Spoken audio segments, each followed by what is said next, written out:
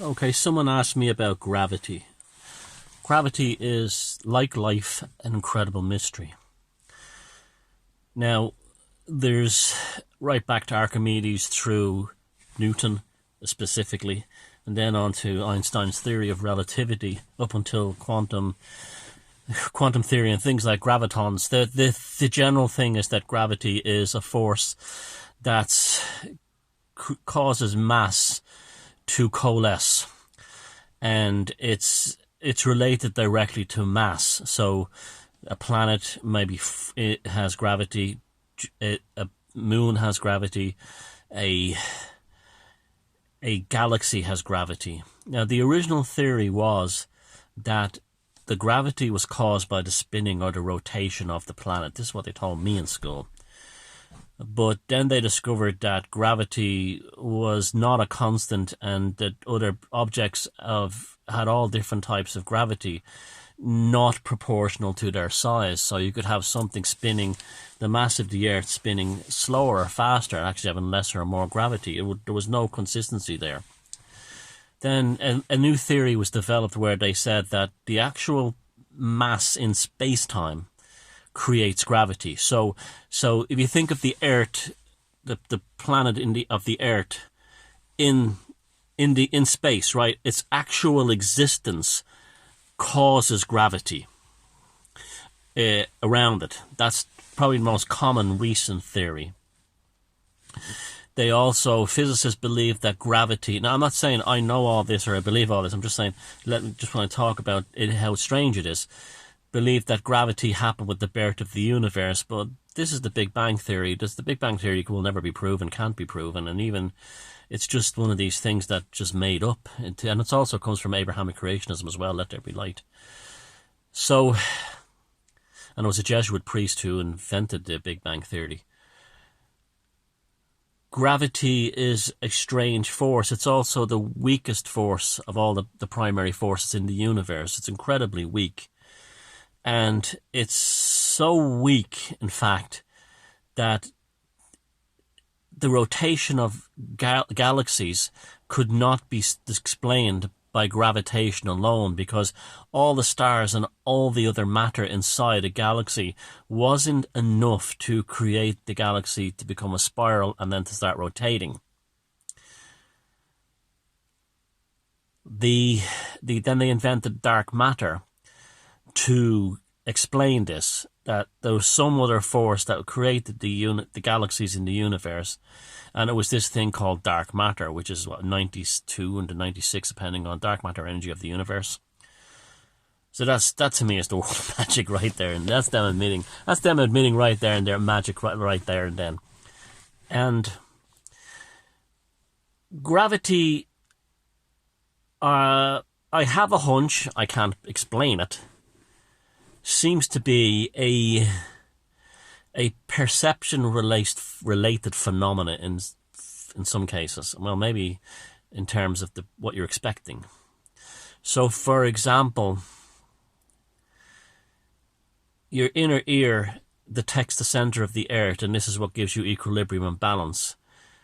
If your inner ear goes, you start going, oh, and you fly all over the place. Now, that happened to me once when I had a virus. I was very ill, actually, at one time. Back in the mid-late 90s in New York, and I was having this really bad vertigo, and it turned out that I had this weird thing in my, it was like a weird viral infection I had, and when my equilibrium started to go, I started hearing a ringing in my ear. And this is also applied to many spiritual experiences. Like, there's so many people say they had a vision of a saint or a vision of something, or they saw the future or something, or the ringing in their inner ear would happen before it would take place. Now, that's interesting alone. And the second time when I was sick with that time that the equilibrium went, I just deliberately tried to feel the experience. And I felt like I was floating, even though I had to sit down. I was very weak and dizzy. The experience was I was floating. Now, people say this is like the contradictions in science. There's absolutely... Why are the biggest mammals in the sea, like the sperm whales and the blue whales, why are they in the oceans? For the simple reason that the buoyancy stops their body weight from crushing their internal organs.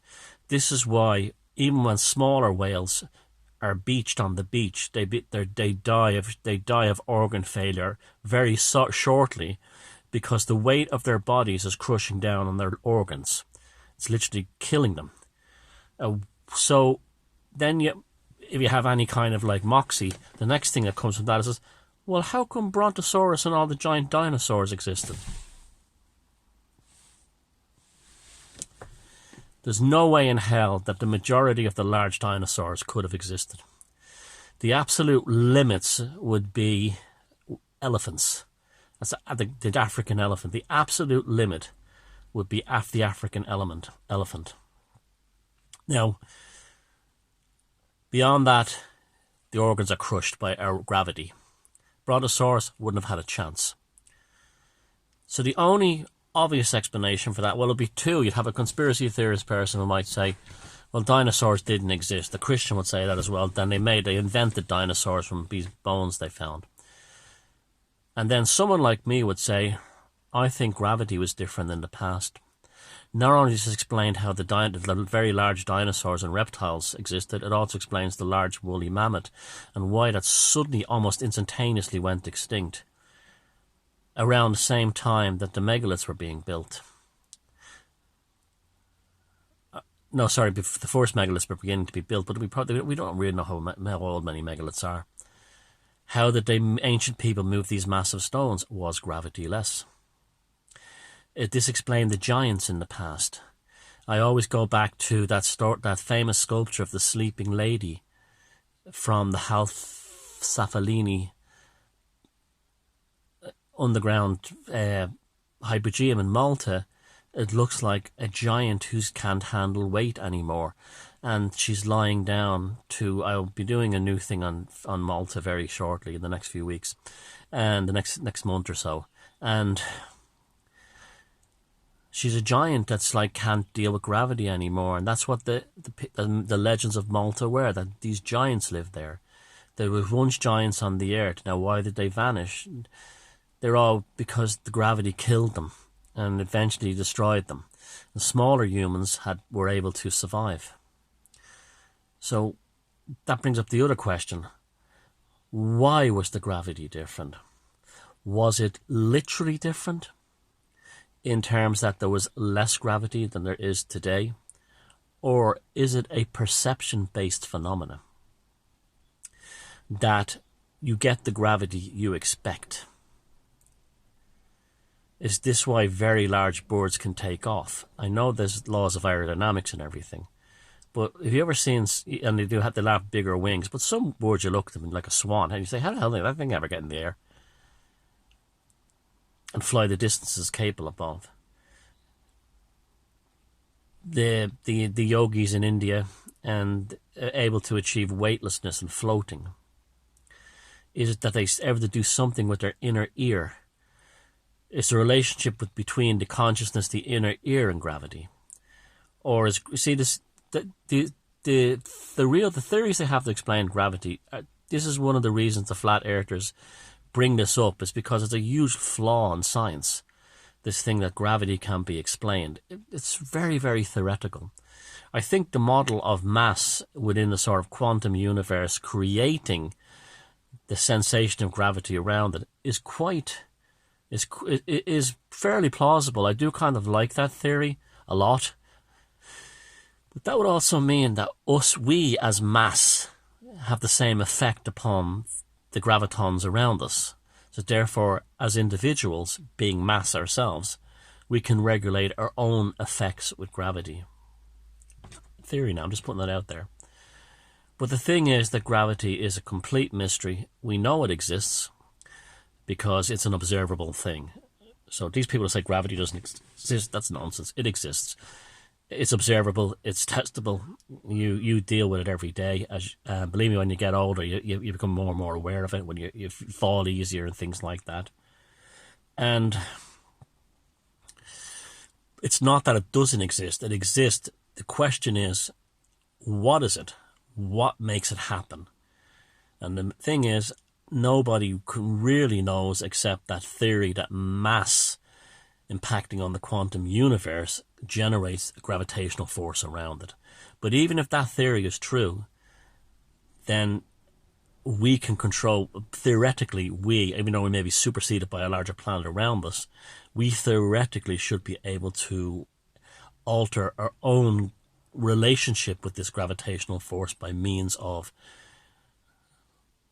processing our inner ear or something like that through, tantric yoga and so on. So, yeah, these people will go on about, this is the whole thing of the video today, the science is never settled. And again, I'm going through the same process, haven't I, between, Newtonian physics, Einstein, and then quantum. And then